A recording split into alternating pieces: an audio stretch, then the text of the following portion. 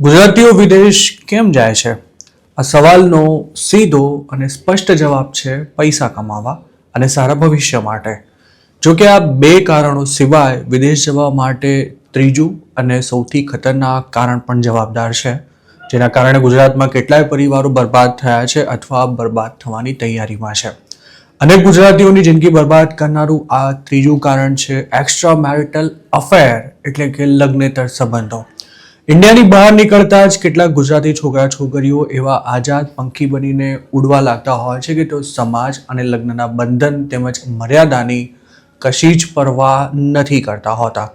આજના વિડીયોમાં વાત કરીશું અમદાવાદના એક યુવકની કે જે પત્નીની જીદ આગળ ઝૂકીને તેને યુકે મોકલવા માટે તૈયાર તો થઈ ગયો, પણ હવે તે પોતાનું સર્વસ્વ ગુમાવી ચૂક્યો છે.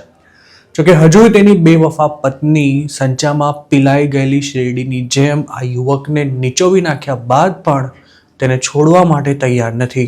આ કહાની છે અમદાવાદમાં એક સારી એવી પ્રાઇવેટ જોબ કરતા નિલેશની, જે ડિસેમ્બર 2022માં ડિપેન્ડન્ટ વિઝા પર યુકે ગયો હતો. નિલેશ યુકે ગયો તે પહેલા જ તે પોતાની પત્ની નીલમને સારો એવો ખર્ચો કરીને ત્યાં મોકલી ચૂક્યો હતો.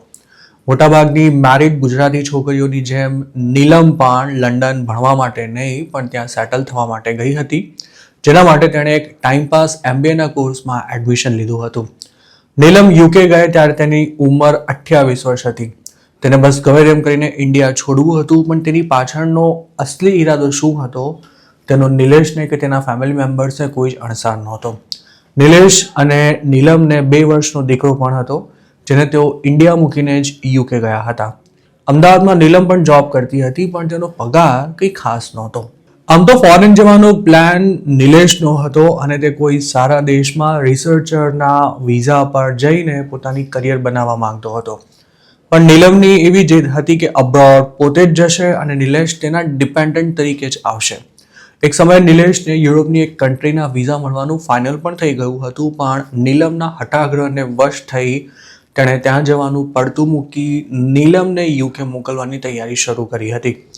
નીલમ અને નિલેશના લગ્ન 2017માં થયા હતા અને તે એક લવ મેરેજ હતા. આ કપલની ઓફિસ એકબીજાની આજુબાજુમાં જ હતી અને ત્યાં જ તેમનો કોન્ટેક્ટ થઈ ગયો હતો. નીલમ એક સામાન્ય ફેમિલીની છોકરી હતી, જ્યારે નિલેશ વેલ સેટલ્ડ ફેમિલીમાંથી આવતો હતો. નીલમનું ભૂતકાળમાં એક અફેર પણ હતું, જેની નિલેશને જાણ હોવા છતાં પણ તે તેને અપનાવવા માટે તૈયાર થઈ ગયો હતો. મેરેજ બાદ ઇન્ડિયામાં નિલેશ અને નીલમ વચ્ચે કોઈ જ પ્રોબ્લેમ નહોતી. લાઈફ ખૂબ જ સારી રીતે ચાલી રહી હતી અને નિલેશના પેરેન્ટ્સે દીકરાને એક ઘર પણ ખરીદી આપ્યું હતું. લગ્નના 2 વર્ષ બાદ એટલે કે 2019ના એન્ડમાં નીલમે એક દીકરાને જન્મ આપ્યો હતો અને તે જોબ પણ છોડી ચૂકી હતી. સંતાનના આગમન બાદ નીલમ અને નિલેશ એકબીજાને વધુ સમજતા રહ્યા હતા. તેમને મેરેજ લાઈફથી કોઈ જ ફરિયાદ નહોતી અને ન તો કોઈ આર્થિક સમસ્યા પણ હતી. તેમની પાસે ત્યારે ભગવાને આપેલું બધું જ હતું. પણ કોવિડ પેન્ડેમિક બાદ નીલમ ફોન પર કંઈક વધારે પડતી જ બિઝી રહેવા લાગી હતી. જોકે નિલેશે આ બાબતે તેને ક્યારે પણ કોઈ જ પ્રશ્ન નહોતો કર્યો. 2021માં કોવિડની અસર ઓછી થઈ ત્યારે પહેલીવાર નિલેશે ફોરેન જવાની વાત કરી હતી અને થોડા જ સમયમાં તેની તૈયારી પણ શરૂ કરી હતી. પણ બધું જ ફાઇનલ સ્ટેજ પર પહોંચ્યું ત્યારે નીલમે તેને બહાર જવાની ઘસીને ના પાડી દીધી હતી. નિલેશના મનમાં ત્યારે એમ હતું કે કદાચ નીલમને ફોરેન જવામાં કોઈ જ રસ નથી, પણ થયું તેનાથી ઊંધું હતું, કારણ કે નીલમ પોતે સ્ટુડન્ટ વિઝા પર અને તે પણ યુકે જ જવા માંગતી હતી. તેની એવી જીદ હતી કે નિલેશને પણ જો આવવું હોય તો તે પોતાના ડિપેન્ડન્ટ તરીકે યુકે આવે. 2021 પૂરું થવા આવ્યું ત્યાં સુધીમાં નીલમ ઘણી જ બદલાઈ ચૂકી હતી. ક્યારેક તે નિલેશનું અપમાન કરી નાખતી અને સાસુ સસરા હવે તેને દીઠા પણ નહોતા ગમતા. અમદાવાદમાં તેમનો એક ફ્લેટ હતો, ગાડી હતી, પણ નીલમ કાયમ તેના પતિને એક જ સવાલ પૂછ્યા કરતી હતી કે મારા નામ પર શું છે. તેને હવે ગમે તેમ કરીને યુકે જવું હતું અને તેની જીદ આગળ નિલેશનું કશું જ ચાલે તેમ નહોતું. આ સમસ્યાનું કોઈ સમાધાન નહીં આવે તેવું માનીને નિલેશ નીલમને યુકે મોકલવા માટે તૈયાર થઈ ગયો હતો, જેના માટે તેણે તે વખતે ટોટલ 21 લાખ રૂપિયાનો ખર્ચો કર્યો હતો.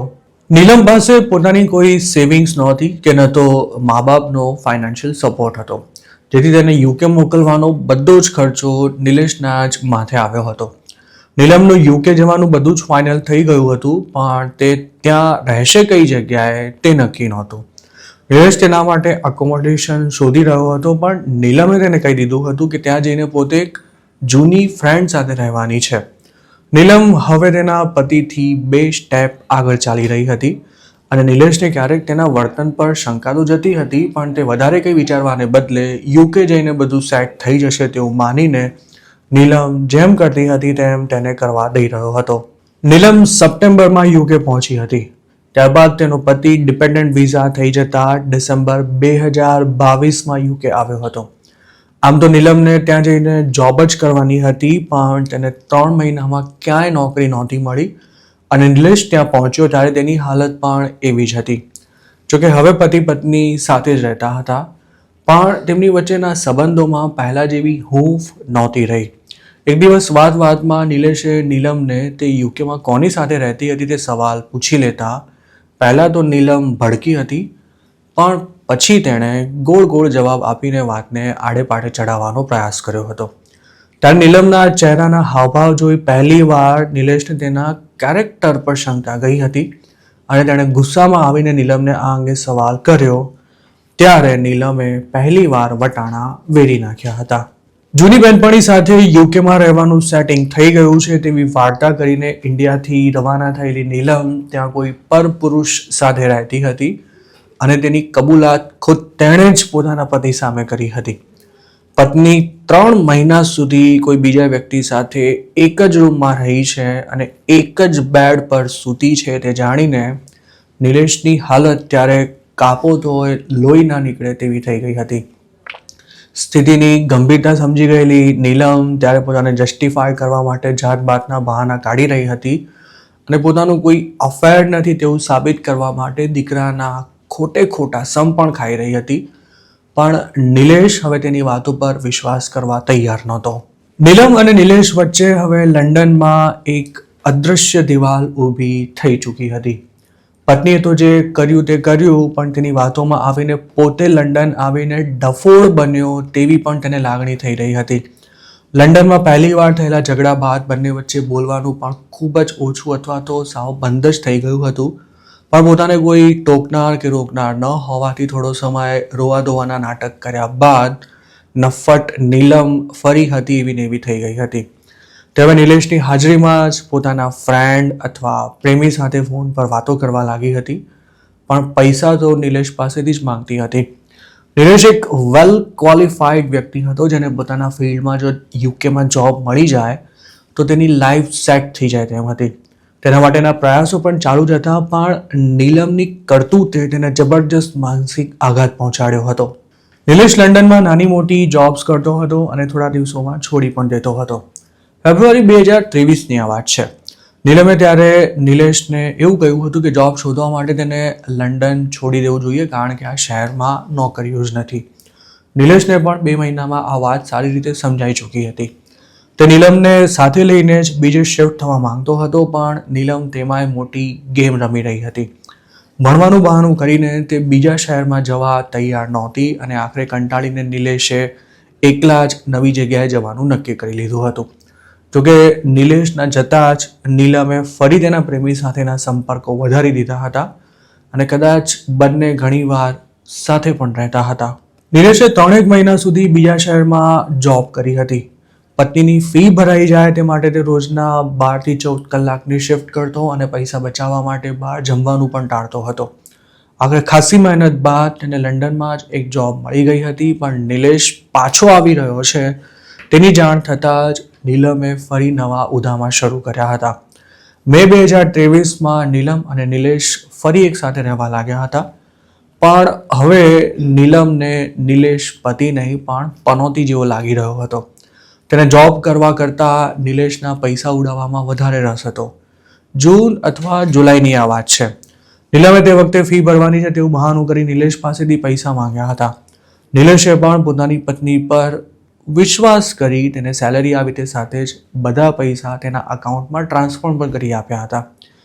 તે વખતે નિલેશ પાસે માત્ર 400 પાઉન્ડ પડ્યા હતા અને પૈસા મળ્યાના બીજા જ દિવસે નીલમે પતિ સાથે બોલવાનું બંધ કરી નાખ્યું હતું. તે વખતે નીલમે એક નવો જ ચેપ્ટર શરૂ કરતા દીકરાને યુકે લઈ આવવાની જીદ કરી હતી. તે નિલેશને વહેમીલા સ્વભાવનો કહીને એવા ટોણા માર્યા કરતી હતી કે મારા ફ્રેન્ડ્સ તને જરાય નથી ગમતા અને તું મારી સાથે ઝઘડા કરવાના બહાના શોધતો રહે છે. નીલમ મેડમ યુકેમાં 6-8 મહિના કાઢીને દારૂ પીવાના રવાડે પણ ચડી ગયા હતા. જ્યારે નિલેશ દારૂને હાથ પણ નહોતો લગાડતો. તેનું ધ્યાન કમાવામાં હતું અને નીલમનું ઉડાવવામાં. જૂન અથવા જુલાઈમાં નિલેશે 2,150 પાઉન્ડ નીલમને ટ્રાન્સફર કર્યા. તેના બીજા દિવસે સવારે જ તેની સાથે બોલવાનું બંધ કરનારી નીલમ સાંજ પડતા સુધીમાં બેગ ભરીને ઘરમાંથી નીકળી ગઈ હતી અને તેની નિલેશને કોઈ જાણ જ નહોતી. હોશિયાર નીલમે ત્યારે ઇન્ડિયામાં રહેતા તેના સસરાને ફોન કરીને એવી વોર્નિંગ આપી હતી કે જો તમારો છોકરો મને શોધવાની કોશિશ પણ કરશે તો પણ હું તેને મેરિટલ રેપના કેસમાં ફિટ કરાવી દઈશ. પોલીસ અને કોર્ટનું નામ પડતા જ નિલેશના પિતા ટેન્શનમાં આવી ગયા હતા. તેમને એમ હતું કે વહુ કદાચ ગુસ્સામાં બધું કહેતી હશે, જેથી તેમણે નિલેશને ફોન કરીને કોઈ ઉતાવળું પગલું ન લેવા માટે તાકીદ કરી હતી. પિતાના જ કહેવા પર નિલેશે નીલમ ઘર છોડીને જતી રહી ત્યાર પછી પણ તેના અકાઉન્ટમાં 300 પાઉન્ડ ટ્રાન્સફર કર્યા હતા, કારણ કે તેમને એવી આશા હતી કે વહુ 1-2 વીકમાં કે પછી દિવસમાં પાછી આવી જશે. જોકે નિલેશને તેની પત્ની છોડીને જતી રહી છે તેવી જાણ થતાં જ તેને તાત્કાલિક ઘર ખાલી કરી દેવા માટે પણ પ્રેશર કરી દેવાયું હતું. લીઝ પણ તે વખતે જ પૂરી થઈ રહી હોવાથી નિલેશને ઘર છોડીને નીકળવાની ફરજ પડી હતી અને તાત્કાલિક કોઈ જગ્યાએ મકાનનો મેળ ન પડતા જોબ પરથી છૂટીને નિલેશે ત્યારે 2 રાત બસ સ્ટેન્ડ પર સૂઈને કાઢી હતી અને ત્યારબાદ એક દૂરના પરિચિત ત્યાં રહેવા માટે જતો રહ્યો હતો.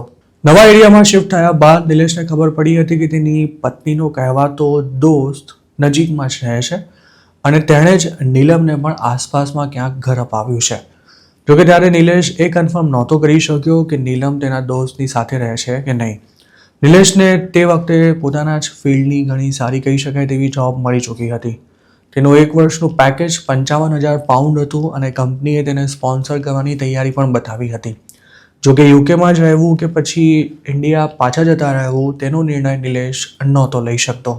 ઓક્ટોબર 2023ની આ વાત છે.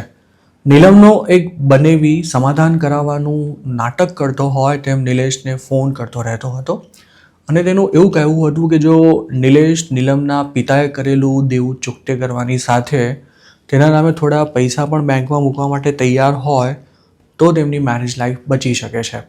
તેણે એવું પણ કહ્યું હતું કે તમે દીકરાને પણ યુકે લઈ જવાનો પ્લાન કરો. નીલમનો આ લુચ્ચો બનેવી નિલેશ પાસેથી 25 લાખ રૂપિયાની ડિમાન્ડ કરી રહ્યો હતો, પણ નિલેશ તેને 1 પૈસો પણ આપવા તૈયાર નહોતો, કારણ કે તેનો સાડુ નીલમ કરતાં પણ જાય તેવો વાહિયાત માણસ હતો. એક તરફ નિલેશ અસમંજસ ભરી જિંદગી જીવી રહ્યો હતો, જ્યારે નવેમ્બર 2023માં નીલમ કોઈને કશું જ કહ્યા વિના ચૂપચાપ અચાનક જ ઇન્ડિયા પહોંચી ગઈ હતી અને પોતાની ફેમિલીના લોકોને લઈને તે સાસરે ગઈ હતી. તે વખતે તેણે સાસુ સસરા સાથે મોટો ઝઘડો કર્યો હતો અને પોતાના દીકરાને તેમની પાસેથી છીનવી લઈને ત્યાંથી નીકળી ગઈ હતી. નિલેશ તેના મા બાપનું એકનું એક સંતાન હતો. નીલમે તેના ઘરે જઈને બબાલ કરી ત્યારે તેના વૃદ્ધ પેરેન્ટ્સ ઘરે એકલા જ હતા અને દીકરાને સાસુના હાથમાંથી છોડાવવા માટે નીલમે તેમને લાત પણ મારી હતી. આ વાતની જ્યારે નિલેશને જાણ થઈ ત્યારે તે નવેમ્બરમાં જ તાત્કાલિક ઇન્ડિયા આવવા નીકળી ગયો હતો. દીકરાને મળવા માટે પણ તેણે પ્રયાસ કર્યા હતા, પણ નીલમ ત્યાં સુધીમાં યુકે પાછી જતી રહી હતી અને સાસરિયા નિલેશને છોકરાનું મોઢું બતાવવા માટે પણ તૈયાર નહોતા. યુકેમાં જોબ ચાલુ હોવાથી નિલેશ માટે થોડા દિવસોમાં પાછા જવું જરૂરી હતું. ડિસેમ્બરમાં તે ફરી યુકે પહોંચ્યો હતો અને જોબ છોડવાની ફોર્માલિટી પૂરી કર્યા બાદ યુકેને કાયમ માટે અલવિદા કહીને જાન્યુઆરી 2024માં નિલેશ ઇન્ડિયા પાછો આવી ગયો હતો. નિલેશ 2024માં યુકેથી પાછો આવ્યો ત્યાં સુધીમાં તેની સામે પત્નીને ત્રાસ આપીને મારઝૂડ કરવા સહિતના કેટલાક કેસ થઈ ચૂક્યા હતા. તે એરપોર્ટ પરથી જ સીધો પોલીસ સ્ટેશન ગયો હતો અને દીકરાને મળવા માટે આખો દિવસ પોલીસ સ્ટેશનની બહાર રાહ જોઈને ઊભો રહ્યો હતો, પણ તેની સામે કોઈ જોવા માટે પણ તૈયાર નહોતું. 2024માં નીલમ યુકેમાં હતી, નિલેશ ઇન્ડિયા પાછો આવી ગયો હતો અને તેમનો એકનો એક દીકરો નીલમના પિયરિયા પાસે હતો. મતલબ કે આ આખો પરિવાર હવે વેરવિખેર થઈ ચૂક્યો હતો. નિલેશનો દીકરો તેના દાદા દાદી સાથે જ રહીને મોટો થયો હતો, પણ અચાનક જ તેમનો સહારો છીનવી લેવાતા તે એટલો બધો બીમાર પડી ગયો હતો કે તેને 2 મહિનામાં જ હોસ્પિટલમાં એડમિટ કરવો પડ્યો હતો. નિલેશ જ્યારે પોતાના દીકરાને જોવા માટે હોસ્પિટલ ગયો ત્યારે તેનો પેલો સાડુભાઈ જ છોકરાને લઈને એક રૂમમાં ઘૂસી ગયો હતો. તેણે દરવાજો પણ અંદરથી બંધ કરી લીધો હતો અને ત્યાંથી જ પોલીસને ફોન કર્યો હતો. ત્યારે પોલીસ હોસ્પિટલ પહોંચી હતી, પણ તેણે નિલેશને જ હોસ્પિટલમાંથી બહાર નીકળી જવા માટે કહી દીધું હતું. નીલમ ભલે યુકેમાં હતી, પણ ત્યાં બેઠી બેઠી તે એવી ગેમ રમી રહી હતી કે નિલેશ જાણે કોઈ ચક્રવ્યૂહમાં ફસાઈ રહ્યો હતો. તેણે નિલેશ સામે ભરણપોષણનો કેસ પણ કરી દીધો હતો અને મારામારીનો કેસ પણ ચાલુ જ હતો. એપ્રિલ 2025માં કોર્ટે નિલેશને તેના દીકરાને મહિનામાં એક જ વાર મળવાની છૂટ આપી હતી. નિલેશ પોલીસ અને કોર્ટને એવું સમજાવવા માટે મથી રહ્યો હતો કે પોતે દીકરા માટે જ યુકેમાં બધું છોડીને ઇન્ડિયા પાછો આવી ગયો છે, જ્યારે પત્નીને લંડન ન છોડવું હોવાથી તે ત્યાં જ રહે છે. જોકે ત્યારે નિલેશનો પક્ષ સાંભળવા માટે જાણે કોઈ તૈયાર જ નહોતું. કોર્ટના ઓર્ડર બાદ નિલેશ પહેલીવાર તેના દીકરાને મળ્યો ત્યારે બંને એકબીજાને ભેટીને ખૂબ જ રડ્યા હતા. તેનો નાનકડો દીકરો એવી ફરિયાદ કરી રહ્યો હતો કે પપ્પા તમે મને મળવા કેમ નથી આવતા, પણ નિલેશ પાસે તેના નિર્દોષ સવાલોનો કોઈ જવાબ નહોતો. તે પોતાના બા દાદાને પણ યાદ કરી રહ્યો હતો. તેમને મુલાકાત માટે 2 કલાકનો સમય અપાયો હતો, જેમાં અડધો કલાક તો તેના સાસરિયાએ ધમાલ કરવામાં જ કાઢી નાખ્યો હતો. આ વાતને મહિનો થયો ત્યારબાદ નિલેશ ફરી દીકરાને મળવા માટે આતુર હતો, પણ તેના સાસરિયા બાળકને લઈને કોર્ટમાં આવ્યા જ નહોતા. અને 3જા મહિને જ્યારે તેમની વચ્ચે મુલાકાત થઈ ત્યારે તેનો દીકરો પહેલાં જેવો રહ્યો જ નહોતો. હજુ 3 મહિના પહેલાં જ નિલેશને તેનો દીકરો છોડવા માટે તૈયાર નહોતો, પણ છેલ્લે તેમની વચ્ચે મુલાકાત થઈ ત્યારે દીકરો નિલેશની નજીક આવવા પણ નહોતો માંગતો. તે બસ એટલું જ બબડી રહ્યો હતો કે તમે મને મારી નાખશો, તમે મમ્મીને પણ મારી છે અને તમે મમ્મીને ચપ્પુ પણ માર્યું હતું. નિલેશનો દીકરો ત્યારે તેની સામે ધ્રુજી રહ્યો હતો. હાથ જોડીને તે પોતાની નજીક ન આવવા માટે નિલેશને કહી રહ્યો હતો અને સતત રડી પણ રહ્યો હતો. પોતાના દીકરા સાથે અચાનક આ શું થઈ ગયું તે સમજવામાં નિલેશને ત્યારે વાર નહોતી લાગી. સાસરિયાએ નાનકડા છોકરાનું બ્રેઇન વોશ કરી નાખ્યું છે તેનું ભાન તો નિલેશને થઈ ગયું હતું, પણ હવે તે કશું જ કરી શકે તેમ નહોતો. નિલેશના હસતા રમતા દીકરાની માનસિક હાલત હવે અત્યંત ખરાબ થઈ ચૂકી છે. આ વાતનો જ આધાર બનાવી તેના સાસરિયાએ કોર્ટમાં એવી રજૂઆત કરી હતી કે બાળક તેના પિતાથી ડરતું હોવાને કારણે હવે તેની સાથે મુલાકાત નહીં કરાવી શકાય. નિલેશની કાયદાકીય લડત હજુ પણ ચાલુ જ છે. યુકેથી પાછા આવ્યા બાદ તે ઇન્ડિયામાં સાવ સામાન્ય પગારની નોકરી કરી રહ્યો છે.